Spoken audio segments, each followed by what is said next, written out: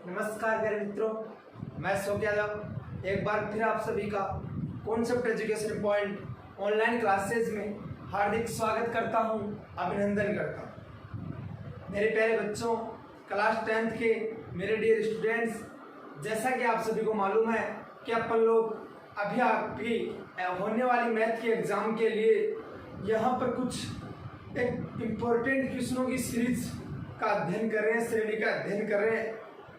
बहुत से क्वेश्चन अपन लोगों ने देख लिए हैं। उसी श्रृंखला को मैं आगे बढ़ाता हुआ आज आपके सामने एक नए टॉपिक के साथ, एक अच्छे से टॉपिक के साथ प्रस्तुत हूँ। तो बिना किसी देरी के अपन लोग अपना सेशन स्टार्ट करते हैं। आप लोग आराम से पूरे वीडियो देखिएगा। अगर आप लोग पूरे वीडियो भी देख लेते हो मेरे यूट्यूब के, तो आप लोग 80+ नंबर आसानी से ला सकते हैं। ठीक है जी, तो चलो मैं करता हूँ सेशन आपका स्टार्ट बिना किसी देरी के। आज अपन जो टॉपिक लेके चल रहे हैं वो अपने दो टॉपिक में एक साथ लेके चल रहा हूँ। एक तो आपका टॉपिक नंबर 15 मतलब प्रश्न वाली 15, एक आपका टॉपिक नंबर 16 मतलब प्रश्न वाली 16। ये दो टॉपिक एक साथ लेके चल रहा है। इसका नाम है वर्त की परिधि एवं क्षेत्रफल। वर्त की परिधि एवं क्षेत्रफल, इसका नाम है क्षेत्रफल एवं आयतन। क्षेत्रफल व आयतन, ये दो टॉपिक लेके चल रहा हूं मैं आज। इंग्लिश में बोलूं तो सरकमफेरेंस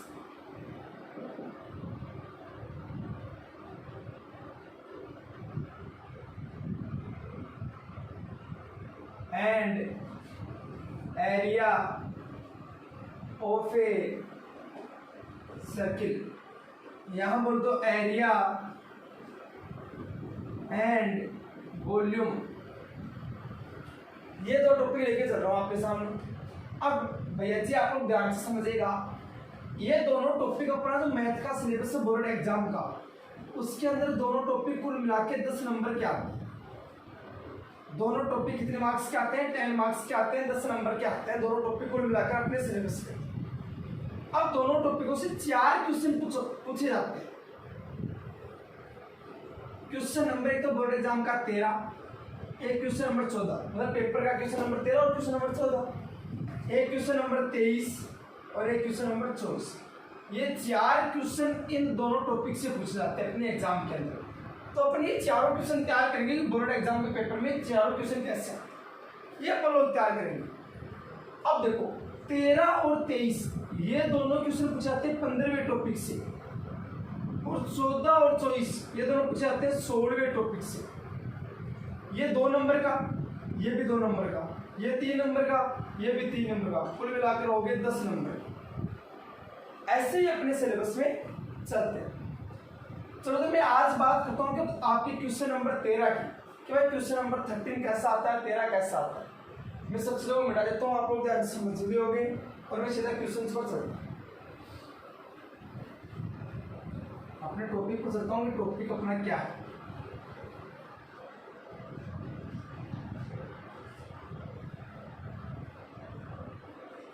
तो ध्यान से समझिएगा आप लोग, क्या टॉपिक आपका। टॉपिक का नाम मैंने बता दिया आपको, वृत्त की परिधि और क्षेत्रफल, circumference and area of a circle. 15 topic है, उसकी बात कर रहा हूं। मान लो उसमें कोई आपका एक वर्त है, यहाँ पर क्या कोई वर्त है, सर्किल है। अब ये क्या होता है बेटा सर्किल के अंदर, ये चारों ओर वाला, इस चारों ओर का भाग जो डंडी से खींची हुई है ना, ये वाला, ये क्या होता है बेटा? ये होता है परिधि।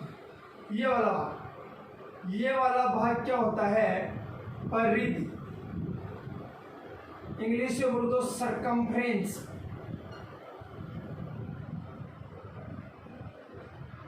इसका फॉर्मूला क्या होता है बेटा?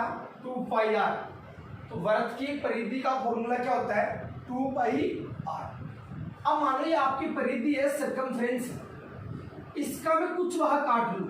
मानो ये भाग मैंने काट लिया, इतना तो भाग मैंने ले लिया, इससे क्या बोलते हैं? इससे बोलते हैं चाप या आर्क। मतलब वैसे पूरा सूत्र लिखो, चाप की लंबाई, लेंथ ऑफ आर्क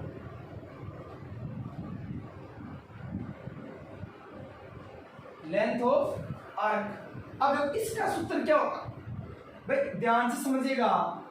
इसका सूत्र ये होगा, ये वर्ग की परिधि थी, ये पूरी आ रही थी, सरकमफ्रेंस पूरी आ रही थी, मैंने क्या लिया 2 पाई आर लिया। ये इतना तो यार है, मतलब 2 पाई आर तो ले लो।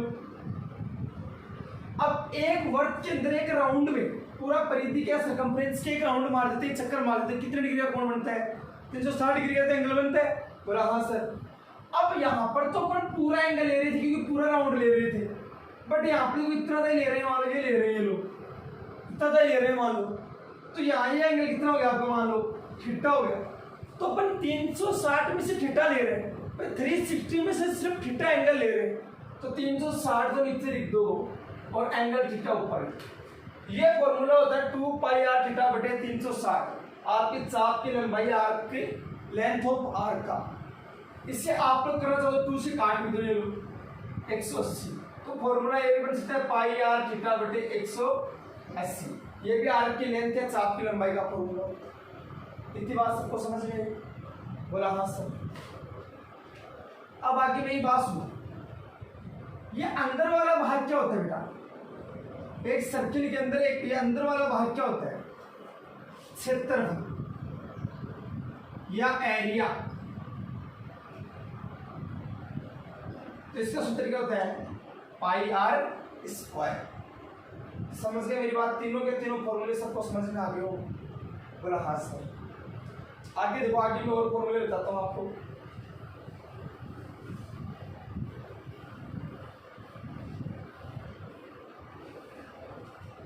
अब सुनो आगे, मान लो ये कोई सर्किल है, ठीक है, मान लो इस सर्किल के अंदर ये आपका आर्क है, चाप यहां आपका केंद्र है या सेंटर पॉइंट है। ये क्या होता है बेटा, ये पूरा ये क्या होता है पूरा, इससे बोलते हैं त्रिज्यखंड। इससे बोलते हैं बेटे त्रिज्यखंड। भाई दो त्रिज्या, ये भी त्रिज्या है, ये भी त्रिज्या है, तो त्रिज्याओं द्वारा बना खंड त्रिज्यखंड। इंग्लिश से बोलते हैं सेक्टर। भाई आपकी दो रेडियस दे रखी है, 2 रेडियस है, उन रेडियस से मिलकर बना होता है वो, उसे बोलते हैं सेक्टर। अब मेरी बात सुनो, आपको पूछा त्रिज्यखंड का क्षेत्रफल। 2 त्रिज्यखंड बनते हैं अपने पास, एक तो लघु त्रिज्यखंड, जैसे संगत त्रिज्यखंड भी बोलते हैं, इंग्लिश में बोलते हैं माइनर सेक्टर। माइनर सेक्टर लघु त्रिज्यखंड का क्षेत्रफल निकलो। चलो यहां लिख दो मैं, एरिया ऑफ माइनर सेक्टर। एक होता है आपका दीर्घ त्रिज्यखंड,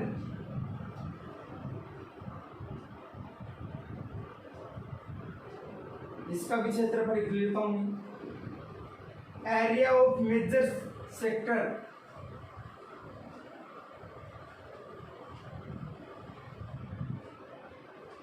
ये दो चलता है। ये तो क्या होता है, लघु त्रिज्यखंड या माइनर सेक्टर का मतलब छोटा। भाई ये वाला, ये इतना सा वाला, मतलब 180 डिग्री से नीचे वाला। भाई पूरा 360 डिग्री का एंगल होता है, कोण होता है 360 डिग्री का, उसमें से ये छोटा वाला 180 डिग्री से छोटा वाला ये होता है आपका माइनर सेक्टर या लघु त्रिज्यखंड।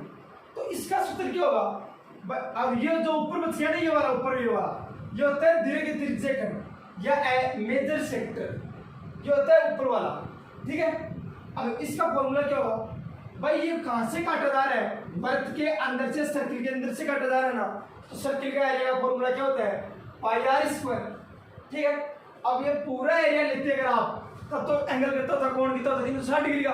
अब उसमें से आप कुछ ले रहे हो, तो ये इतना ले लो, थीटा एंगल ले रहे हो, तो 3 थीटा तो ऊपर लगा दो, 360 नीचे लगा लो, तो क्या हो जाएगा इसका सूत्र, पाई आर स्क्वायर थीटा बटे 360। ये किसका होता है, area of minor segment, sorry minor sector या लघु त्रिज्यखंड का क्षेत्रफल। दीर्घ त्रिज्यखंड का भी सूत्र यही होगा, पाई आर स्क्वायर थीटा अपॉन 360। ये इसका होगा। फर्क क्या है, यहां पर थीटा वो होगा जो यहां दिया जाएगा, यहाँ पर थीटा वो होगा जो 360 में से माइनस करने के बाद में बचेगा। भाई मान लो पूरा 360 है, 360 आपका एंगल या कोण। मान लो ये आपको 60 डिग्री दे दिया तो यहाँ पर तो 60 आएगा, बट यहाँ पर कितना आएगा? क्यों अब ये वाला एरिया ले रहे हैं अपन, यहाँ पर ये वाला ऊपर वाला, तो 360 में से 60 माइनस कर दो, 300 ले लो। बात समझ में आ गई होगी। तो ये होता है आपका त्रिज्यखंड या सेक्टर। चलो इसको भी मिटा देता हूं मैं।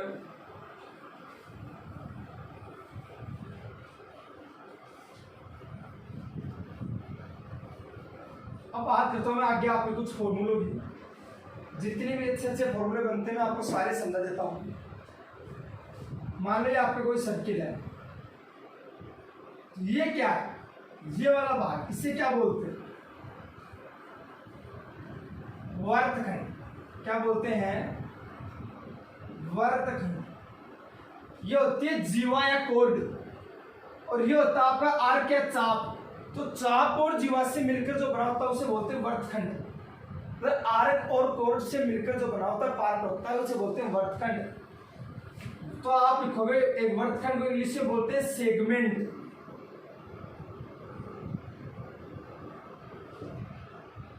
ये भी दो होते हैं, एक तो छोटा वाला, एक ये बड़ा वाला, मतलब तो लघु वर्तखंड है।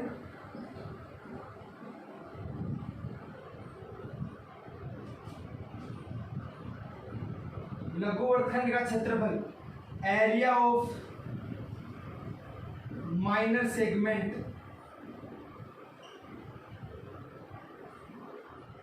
एक देखो दीर्घ वर्तखंड का क्षेत्रफल,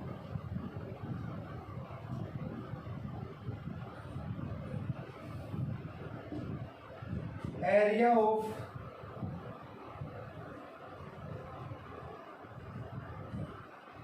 मेजर सेगमेंट। ये हो गया। अब मेरी बात सुनो, कहां से काटा जा रहा है? वर्त के अंदर से। मैं मान इसको ये मान लो ये केंद्र यहाँ पर सेंटर पॉइंट है, इससे ट्राइंगल बना दिया, त्रिभुज बना दिया। तो बेटा मुझे ये तो ये भाग क्या होता है? ये पूरा इतना था, ये वाला। इस भाग को मैंने भी बताया आपको क्या बोलते हैं? त्रिज्यखंड या सेक्टर। तो पहले त्रिज्यखंड का क्षेत्रफल लिख दो। क्या होता है? पाई आर स्क्वायर थीटा बटे 360। ये तो होता है। अब आपको तो सिर्फ ये चाहिए, ये वाला, ये थोड़ी चाहिए, ट्राइंगल नहीं चाहिए, त्रिभुज नहीं चाहिए। समझ गए मेरी बात? आपको ये त्रिभुज नहीं चाहिए, आपको तो सिर्फ ये वाला भाग चाहिए। तो आप लोग क्या करोगे? इसमें से त्रिभुज माइनस कर दो, -1/2 आर स्क्वायर साइन थीटा।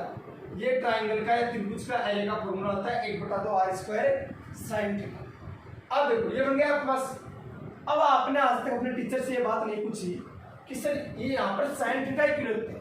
भाई ट्रिगोनोमेट्री फंक्शन तो और होते, ये साइन थीटा ही क्यों लेते हैं? तो देखो साइन थीटा एक ऐसा है आपके पास जो आपके हर प्रकार के त्रिभुज को यहाँ पर प्रूव कर देता है, सिद्ध कर देता है। कैसे भाई? मान लो ये त्रिभुज आपका संभव त्रिभुज है, यहाँ थीटा बराबर 60 डिग्री दे रखा, मान लो 60 डिग्री दे रखा, और ये त्रिभुज, ये ट्राइंगल आपका एक संभव त्रिभुज है, मतलब इक्विलेटरल ट्राइंगल है। तो इक्विलेटरल ट्राइंगल संभव त्रिभुज के क्षेत्रफल का सूत्र क्या होता है? मैं उसके एरिया का फॉर्मूला क्या होता है? आप सब लोग जानते हो, √3/4 भुजा स्क्वायर या साइड स्क्वायर। √3/4 भुजा स्क्वायर साइड स्क्वायर, ये तो होता है इक्विलेटरल ट्राइंगल का एरिया या संभव त्रिभुज का क्षेत्रफल। अब मान लो आप यहाँ पर साइन 60, देखो 1/2 तो ऐसा कैसा इंटू आर स्क्वायर ऐसा कैसा। साइन 60 की वैल्यू कितनी होती है? √3/2। अगर अपन साइन 60 रखते हैं, √3 को 1 से गुणा किया √3, 2 को 2 से गुणा किया 4 इंटू आर स्क्वायर, और यहाँ पर जो दोनों भुजाएं हैं साइड वो आर तो है, रेडियस तो त्रिज्या ही तो है। बन रहा है क्या ये का ये फॉर्मूला? ये का ये फॉर्मूला बन रहा है क्या? बोला सर बन रहा है। तो इसलिए साइन थीटा लेते हैं कि हर प्रकार के त्रिभुज को, ट्राइंगल को प्रदर्शित करता है। जैसे मान लो यहाँ पर आपको साइन की 90 डिग्री वैल्यू दे दी, थीटा की वैल्यू कितनी दे दी? 90 डिग्री। तो 90 डिग्री देते, मान लो यहाँ नहीं बन पाएगा 90 डिग्री, लेकिन जहां भी 90 डिग्री का ट्राइंगल बनेगा वहां ऐसा ट्राइंगल बन रहा है, त्रिभुज बन रहा है। ठीक है, तो साइन 90 डिग्री आते ही देखो यहाँ पर क्या हो जाएगा, पूरा मान चेंज हो जाएगा। साइन 90 डिग्री हो गया तो 1/2 तो ऐसा कैसा, आर स्क्वायर ऐसा कैसा, साइन 90 डिग्री का मान कितना होता है 1, तो क्या बन गया 1/2 आर स्क्वायर। और साइन 90 डिग्री रहती है, कौन सा त्रिभुज बनेगा, एंगल 90 डिग्री, कौन 90 डिग्री रहती है, समकोण त्रिभुज आया आपका राइट एंगल ट्राइंगल। तो राइट एंगल ट्राइंगल या समकोण त्रिभुज का एरिया का फॉर्मूला क्या होता है, क्षेत्रफल का सूत्र क्या होता है, 1/2 आधार गुणा ऊंचाई, मतलब base into height, 1/2 base into height. ये तो होता है समकोण त्रिभुज का क्षेत्रफल, राइट एंगल ट्राइंगल का एरिया। तो यहाँ पर देख लो, आधार और ऊंचाई, बेस और हाइट, इसमें तो रेडियस ये त्रिज्या है, तो 1/2 आर स्क्वायर। तो ये समकोण त्रिभुज है, राइट एंगल ट्रायंगल को भी प्रदर्शित कर रहा है, इधर समबाहु त्रिभुज है, इक्विलेटरल ट्रायंगल को भी प्रदर्शित कर रहा है। तो इसलिए यहाँ पर बेटा अपन साइन थीटा लेते। मेरी बात सबको समझ में आई होगी। चलो मैं अब सीधा अपने अगला फॉर्मूले पर बात करता हूँ। अब है देखो, मेरी बात सुनो, ये याद रखना, लघु वर्गखंड का क्षेत्रफल या एरिया ऑफ माइनर सेगमेंट होता है पाई आर स्क्वायर थीटा बटे 360 minus 1/2 r square sine theta. आगे मेरी बात है, तो दीर्घ वर्गखंड का क्षेत्रफल अगर आपसे पूछे मान लो, तो क्या करोगे,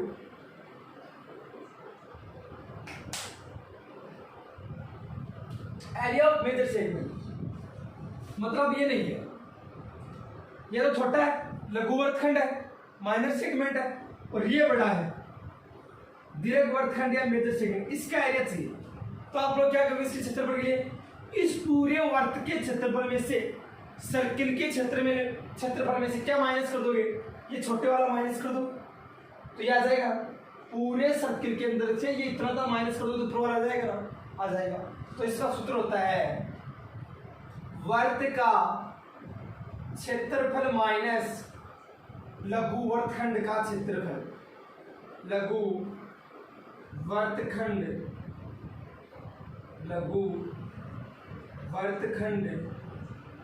का क्षेत्रफल। तो वर्ग के क्षेत्रफल में से लघु वर्गखंड का क्षेत्रफल घटा दो, वही क्या आएगा आपका, दीर्घ वर्गखंड का क्षेत्रफल आएगा। मतलब एरिया ऑफ मेजर सेगमेंट क्या होगा, area of circle minus area of minor segment, ये होता है आपका एरिया ऑफ मेजर सेगमेंट। सबको समझ में आ गया हो? चलो मिटा देता हूं।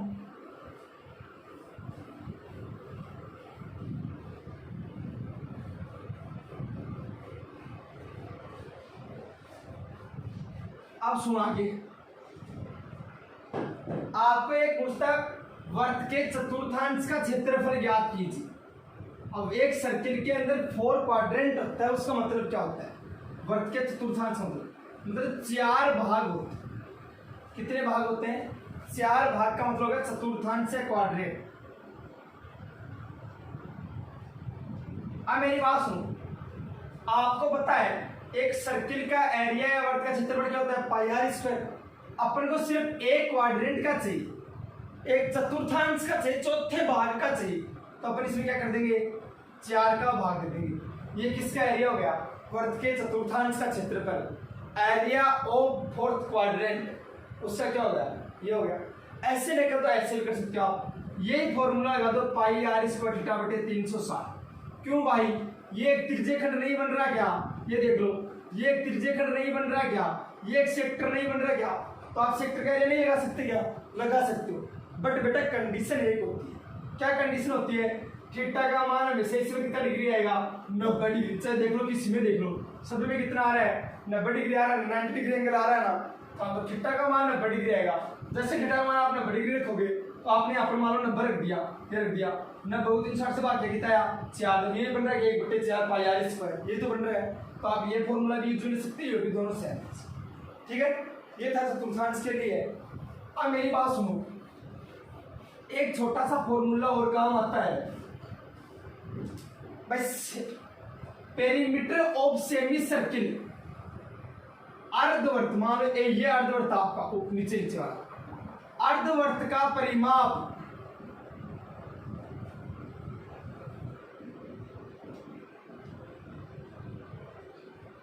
Perimeter of semi circle,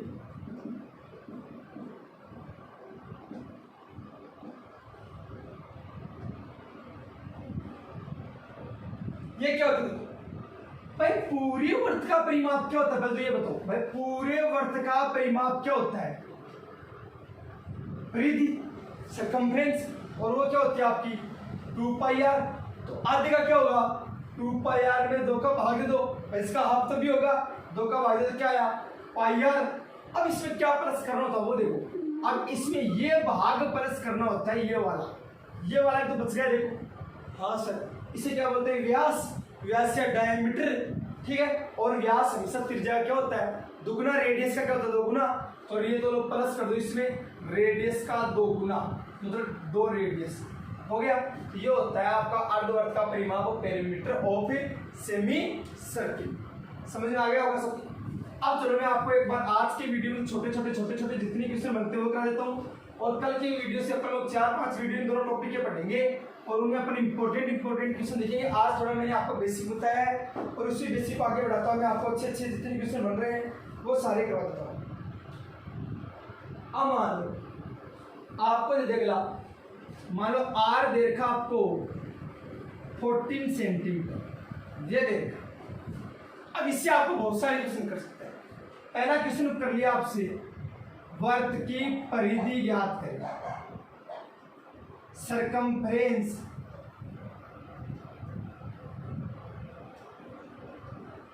of a circle, ये क्वेश्चन भी कर सकता है। इससे आपको ये आर बराबर आपको 14 सेंटीमीटर देकर अगला बोल दे, वर्त का क्षेत्रफल ज्ञात करो,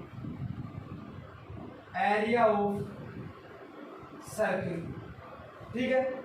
इसके अलावा मान लो आपको बोल दे दो, तो देखो आप, तो बेटा वर्त की परिधि क्या होती है? 2πr। तो लिख दो 2 गुणा 22/7 गुणा आर की वैल्यू कितनी है? 14। 2 से डिवाइड किया 2 आ गया, 7 से 14 को डिवाइड किया तो 22 दूनी 44, 44 दूनी 88, कितना आ गया? वर्त की परिधि या circumference of a circle 88 centimetre. आगे देखो, वर्त का क्षेत्रफल एरिया ऑफ सर्किल क्या होता है? πr²। 22/7 इंटू आर की वैल्यू कितनी है? 14 इंटू 14, 7 दूनी 14, 22 दूनी 44 इंटू 14 करो, 44 को 4 से करो, 4 चौक 16 का 6 और 4 चौक 16, 107 थोड़े होते हैं, 44 गुणा 4, 416, 416, 176, तो ये तो गया 100 करके देख लो आप। 44 440 होता है, और 176 प्लस कर दो, 6 7 और 4 11 का 1 बच गया, 616 सेंटीमीटर स्क्वायर। एरिया या क्षेत्रफल स्क्वायर में आते हैं, सेंटीमीटर स्क्वायर में, तो कितना आ गया? 616, ठीक है। 2% कर लोगे। अगर इजी से इजी क्वेश्चन पूछे तो ऐसा पूछेगा। अब मान लो अगर आपको क्वेश्चन देते हैं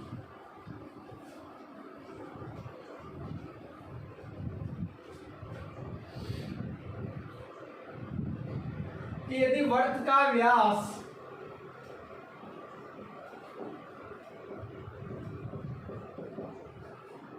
14 सेंटीमीटर है तो वर्त का क्षेत्रफल ज्ञात करो। ये भी दे सकता है भाई, diameter of a circle is 14 centimetre, diameter of a circle is 14 centimetre, तो एरिया ऑफ सर्किल फाइंड करो। डायमीटर दे रखा है तो रेडियस क्या होगी? त्रिज्या क्या होगी? व्यास की आधी, तो 14/2 बराबर कितना आ गया? 7। तो आपकी रेडियस कितनी होगी? 7 सेंटीमीटर। एरिया का फॉर्मूला वही क्या होता है? πr², वही 22/7 गुणा 7 गुणा 7, 7 से 7 कट कैंसिल, 7 और 14 का 4 बच गया, 7 और 14 154 सेंटीमीटर स्क्वायर। ये क्या आ गया आपका? वर्त का क्षेत्रफल या एरिया। कर लोगे आसानी से? इजी है, बोला हाँ सर। आगे देखो, फिर आगे 2 क्वेश्चन अच्छे करता है आपसे। अगला क्या क्वेश्चन करता है? क्वेश्चन आपको ये करता है अगला, कि वर्त की परिधि दे रखी हो और वर्त का क्षेत्रफल आपसे पूछ रहा हो। भाई मानो आपको बोल दे वर्त की परिधि बराबर 176 सेंटीमीटर हो तो वर्त का क्षेत्रफल ज्ञात करें। सरकमफ्रेंस ऑफ ए सर्किल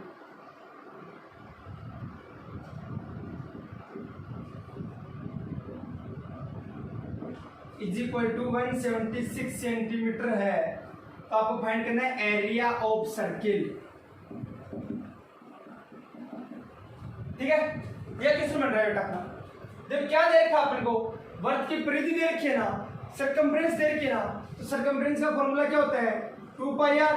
कितनी दे रखी है 176। यहां से आप आर की वैल्यू निकालो, आर की वैल्यू फाइंड करो, तो 2 इंटू पाई का मान 22.7 इंटू में आर इज इक्वल टू 176। तो आर बराबर 176 गुणा 7/2 गुणा 22। ये 7 इधर भाग में था, इधर गुणा में आ गया। ये दोनों इधर गुणा में थे, इधर भाग में आ गए। मतलब ये इधर डिवाइड में था, इधर इंटू में आ गया। ये इधर इंटू में थी, इधर डिवाइड में आ गया। बाई अंटा 176 कितनी बार गए और 4 बार, 7 चौक 28 सेंटीमीटर। ये क्या आ गया आपकी रेडियस या त्रिज्या। क्या पूछा है वर्त का क्षेत्रफल एरिया ऑफ सर्किल क्या होता है पाई आर स्क्वायर। पाई की वैल्यू कितनी है 22/7 गुणा आर की वैल्यू कितनी है 28 गुणा 28। 7 चौक 28, 22 चौका 88, 88 को 28 इंटू कर देना, जो आंसर आए वो आपका क्या होगा एरिया ऑफ सर्किल होगा। 88 को 28 इंटू करके देख लो आप,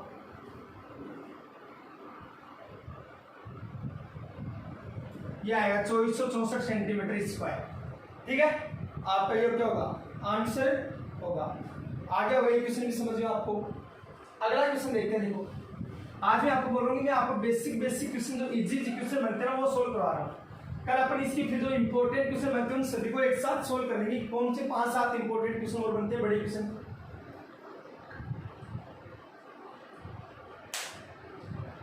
दोनों वीडियो को 4-5 वीडियो में सरकार और आगे कर देंगे। देखो यदि आपको वर्त का क्षेत्रफल दे रखा हो, मान लो 154 सेंटीमीटर स्क्वायर दे रखा आपको area of circle, area of circle आपको 154 सेंटीमीटर स्क्वायर दे रखा है। बोल रहा है कि वर्त की परिधि याद करो, circumference of a circle find करो। ये आपसे ग्राफ फाइंड करवा रहा है। क्या दे रखा है वर्त का क्षेत्रफल दे रखा है, क्या होता है सूत्र पाई आर स्क्वायर बराबर कितना दे रखा है 154। पाई की वैल्यू होती है 22/7 गुणा r square is equal to 154। इस 7 को इधर भेज दो, 22 को इधर भेज दो, तो r square is equal to 154 गुणा 7/22। भाई 22 इंटू में इधर डिवाइड में हो जाएगा, और ये इधर डिवाइड में इधर इंटू में चला जाएगा। भाग में जो गुणा में जो भाग 22 × 154। आर स्क्वायर बराबर 49, आर बराबर रूट ऑफ 49। इधर से स्क्वायर उठाएंगे तो रूट लगा देंगे, कितना बच गया 7 सेंटीमीटर। ये आर आ गई। क्या पूछा आपसे वर्त की परिधि क्या होती है 2 pi R, circumference of a circle, तो 2 इंटू 22/7 गुणा आर की वैल्यू कितनी आई थी 7। 7 से 7 करके कितना आ गया 44 सेंटीमीटर आंसर। बताओ सबको समझ में आया ना? बोला हाँ सर समझ में आ गया। तो अपन देखते हैं अगले कुछ क्वेश्चन, अच्छे से क्वेश्चन देखते हैं। धीरे धीरे मैं आगे बढ़ता हूँ, 1 मिनट में मार्कर से हटा देता हूँ।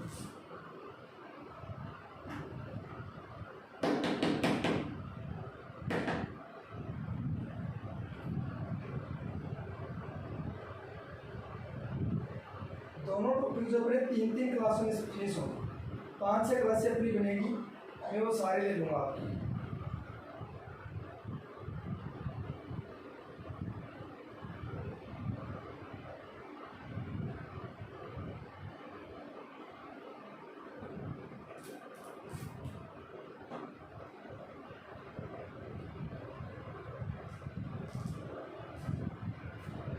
तो पहले एक बार एक क्वेश्चन आया था, वो क्वेश्चन में आपको बताता हूँ क्या आया था कि यदि वर्त का क्षेत्रफल बराबर हो वर्त की परिधि, कि ये दोनों बराबर हो, area of circle is equal circumference of circle,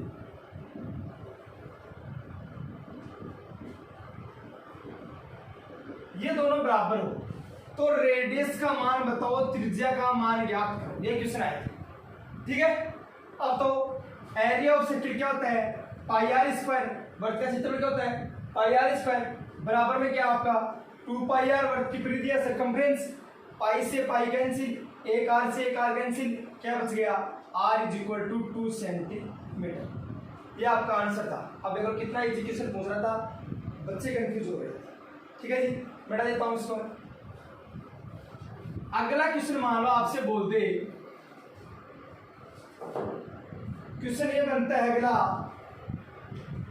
यदि वर्त की परिधि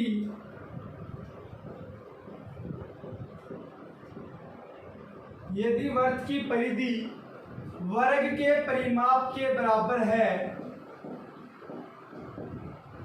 यदि वर्त की परिधि वर्ग के परिमाप के बराबर है और यदि वर्ग का क्षेत्रफल आपको दे रखा है, वर्ग का क्षेत्रफल आपको दे रखा है 484 मीटर स्क्वायर मीटर। ठीक है, आगे क्या बोल रहे थे, वर्त का क्षेत्रफल ज्ञात करो, ये बोल रहा है वर्त का क्षेत्रफल ज्ञात करो। अब मेरी बात सुनो, वर्त की परिधि वर्त के परिमाप के बराबर दे रखी है, वर्ग का क्षेत्रफल 484 दे रखा है और वर्त का क्षेत्रफल पूछ रहा है। इंग्लिश में बोलता आपको देखिए, circumference of circle is equal perimeter of square. Circumference of circle is equal perimeter of square. यहां देखा आपको एरिया ऑफ स्क्वायर और पूछ क्या रहा है, एरिया ऑफ सर्किल। ठीक है, ये बताओ वर्त की परिधि क्या होती है, 2 pi R, circumference of circle 2 pi R. वर्ग का परिमाप क्या होता है, वर्ग ये होता है और वर्त ये होता है। ठीक है, तो इसमें जो 4 भुजाएं हैं, तो इन चारों भुजाओं को प्लस कर दोगे, जोड़ दोगे चारों साइड्स को, वो इसका क्या होगा, परिमाप है पेरीमीटर। इसको भी आपने ए मान लिया, इसको भी ए, इसको भी ए, इसको भी ए, चारों प्लस क्या जोड़ा कितनी है होगी, 4a। ये इसका पेरीमीटर होता है, इसका परिमाप होता है।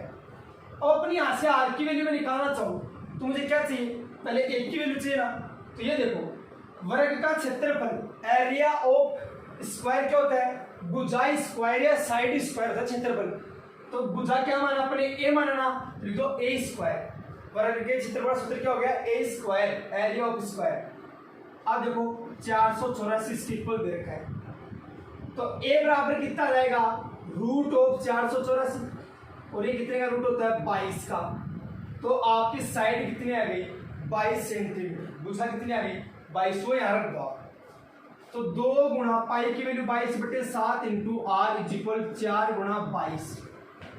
एक की वैल्यू 22 रख दी, बोला हाँ सर। आगे सुनो, इस 7 को भी इधर भेज दो, और इन देखो इधर भी 22 है और इधर भी 22, दोनों कैंसिल कट जाएंगे, बोला हाँ सर कट जाएंगे। अब 7 को भी इधर भेज दो, 2 को भी इधर भेज दो, तो आर बराबर क्या आएगा, 4 गुणा 7/2, फिर 2 इधर गुणा में इधर भाग में आएगा, ये इधर भाग में इधर गुणा में आएगा, डिवाइड में है जो तो इंटू में आएगा, इंटू में वो डिवाइड में आएगा। समझ गए, 2 से भाग के कितना हुआ 2 और 7 में 14 सेंटीमीटर। ये क्या आ गया आपकी रेडियस या त्रिज्या। अब पूछा आपको वर्ग का क्षेत्रफल क्या होता है, pi are square, area of circle. Pi की वैल्यू 22/7 इंटू आर कितना आया, 14 इंटू 14। आर के 7 से 14 से डिवाइड कितना है, 2 बाय 2 44 गुणा 14। ये जितना है वही आपका क्या हो जाएगा, आंसर हो जाएगा। वो ये भी आ रहा था 616, पहले किसी में नहीं आ रहा था क्या, कोई 616 सेंटीमीटर स्क्वायर। यह क्या होगा आंसर।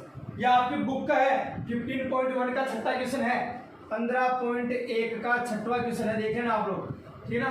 15.1 का छठवां क्वेश्चन है, ठीक है। मिटा देता हूं इस क्वेश्चन को।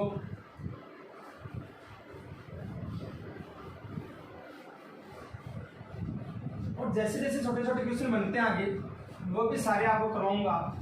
इंपॉर्टेंट क्वेश्चन जितने बनेंगे सारे अपन लोग करेंगे।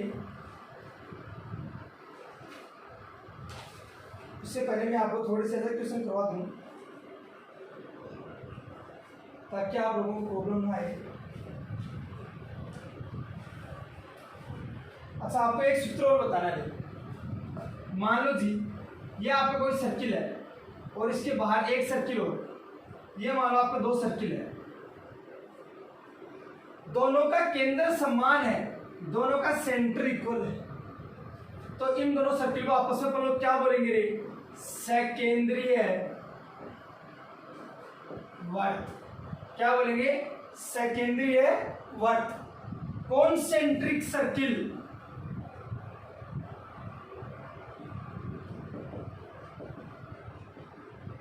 कॉन्सेंट्रिक सर्किल, ऐसे सर्किल जिनका केंद्र एक हो। भाई इसका केंद्र भी है, छोटे वाले का भी और बड़े वाले का भी केंद्र एक ही है। कॉन्सेंट्रिक, इनका सेंटर पॉइंट इक्वल हो, ठीक है। तो इसकी त्रिज्या या रेडियस तो क्या होगी? ये वाली होगी छोटी वाली, मान लो छोटे आर से नोट कर दो। इसकी रेडियस क्या होगी? ये बड़े वाली, तो बड़े आर से डिनोट कर दो। समझ गए? सॉरी, बड़े आर से डिनोट कर दो। समझ गए मेरी बात? बोला। अब आपको ये जो बना हुआ है मार्ग, रास्ता, पाथ, ये जो मार्ग या रास्ता, मार्ग, रास्ता, पाथ, रिंग, वलय, क्यों भी बोल, कुछ भी बोल सकता है। ये जो बना, इसका क्षेत्रफल पूछता है, इसका एरिया आपसे फाइंड कराता है। तो बताओ इसका एरिया क्षेत्रफल क्या होगा?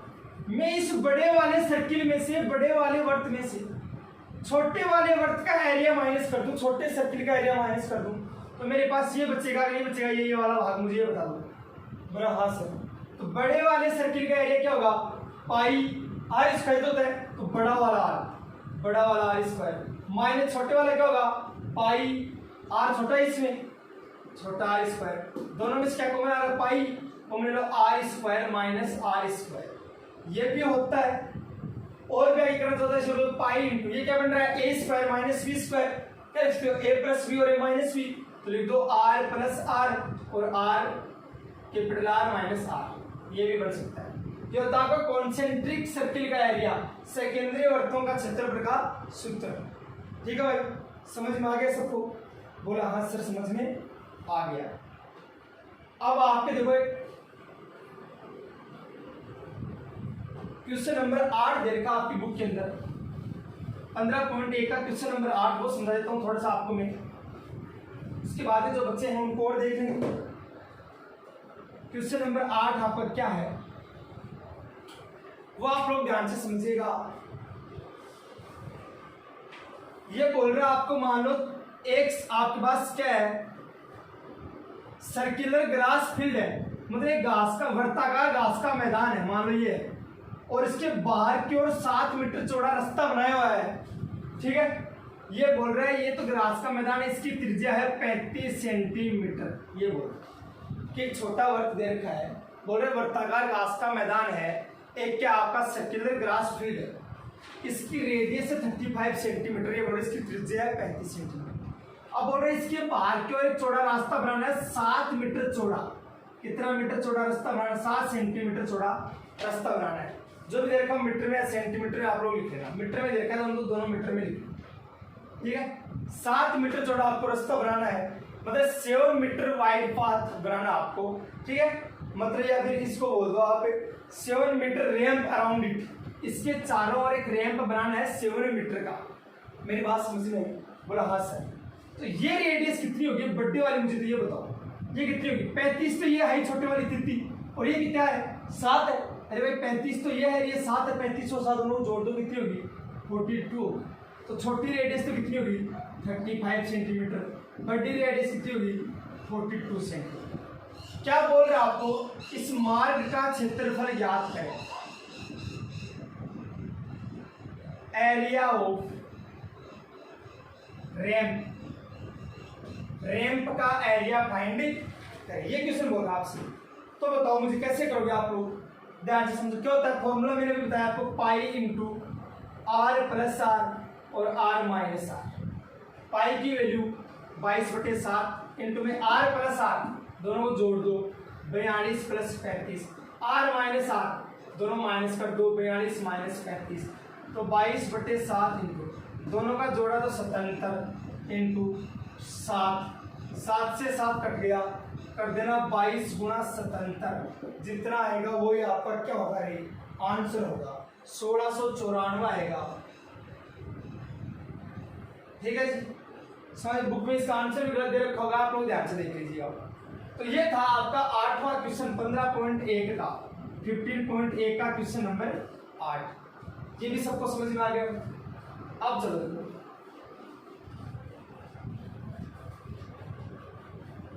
आगे के जो क्वेश्चन बनते हैं मैं आपको और बताता हूँ क्या क्या क्वेश्चन बनते हैं आगे अपने, ध्यान से समझिएगा आप लोग।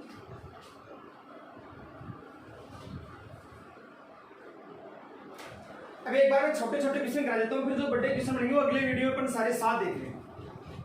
आपको मान लो रेडियस दे रखी है 21 सेंटीमीटर और थीटा दे रखा है 60 डिग्री। त्रिज्या तो 21 सेंटीमीटर दे रखी है और कोण दे रखा है 60 डिग्री। आपसे बोल रहा है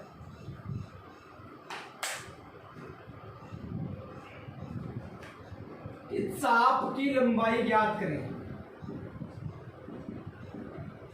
लेंथ ऑफ आर्क।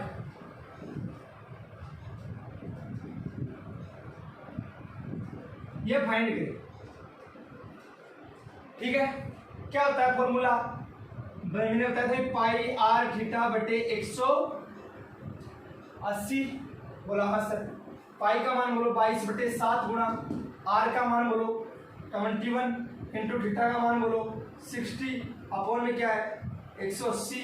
अब देखो 36 18 3 बार 3 संते 21 7 बार 7 से फिर 7 कैंसिल, कितना आ गया 22 सेंटीमीटर। ये क्या आ गया आपकी चाप की लंबाई आर की लेंथ। एक क्वेश्चन तो ये करता है। अगला क्वेश्चन मान लो इसी से कर ले, यही आर बराबर आपके पास 21 सेंटीमीटर और थीटा बराबर है 60 डिग्री। आपसे बोले त्रिज्य खंड का क्षेत्रफल ज्ञात करो, और वो भी लघु त्रिज्य खंड माइनर सेक्टर।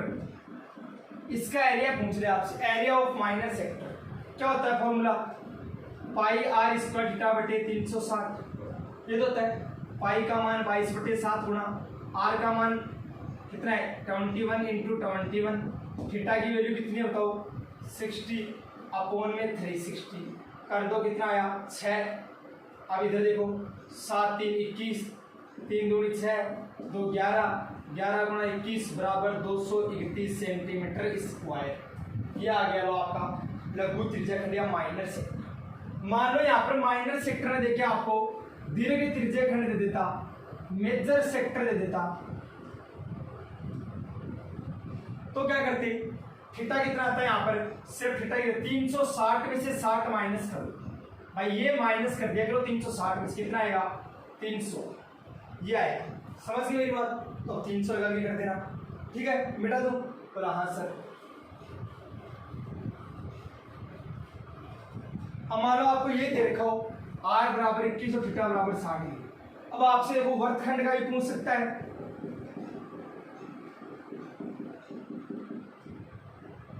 मतलब लघुवर्गखंड, एरिया ऑफ माइनर सेगमेंट, ये भी तो पूछ सकता है। क्या होता है formula, pi are square theta बटे 360 माइनस 1 बटे 2 आर स्क्वायर साइन थीटा। सिर्फ इसके अंदर वैल्यू रखनी है आपको, ये कर दोगे। बोला हाँ सर। दीर्घ वर्गखंड का पूछ सकता है, एरिया ऑफ मेजर सेगमेंट क्या होता है, वर्ग का क्षेत्रफल। पहले वर्ग का क्षेत्रफल निकाले ना, और माइनस में फिर ये है ना, ये वाला माइनस कर दो। ठीक है, कि माइनस क्या होता है, एरिया ऑफ माइनर सेगमेंट या लघु वर्गखंड का क्षेत्रफल। समझ गए मेरी बात सारे। तो चलो आज के लिए इतना ही काफी। अपन लोग ज्यादा आगे बड़े बड़े क्वेश्चन बन रहे हैं वो देखेंगे अगले वीडियो में अपने, और अगले वीडियो में और अच्छे तरीके से देखेंगे। अगर आप लोगों को ये वीडियो पसंद आया हो, पढ़ाया हुआ समझ आया हो, तो आप लोग इसे ज्यादा से ज्यादा दोस्तों में शेयर करिएगा, अपनी वीडियो को लाइक करिएगा और अपने चैनल को सब्सक्राइब करिएगा। आप सब लोग ऐसे हंसते रहिए, मुस्कुराते रहिए, अपने घर पे रहिए, स्वस्थ रहिए और अपनी पढ़ाई को निरंतर बनाए रखिए। जय हिंद दोस्तों, आज के लिए इतना ही काफी।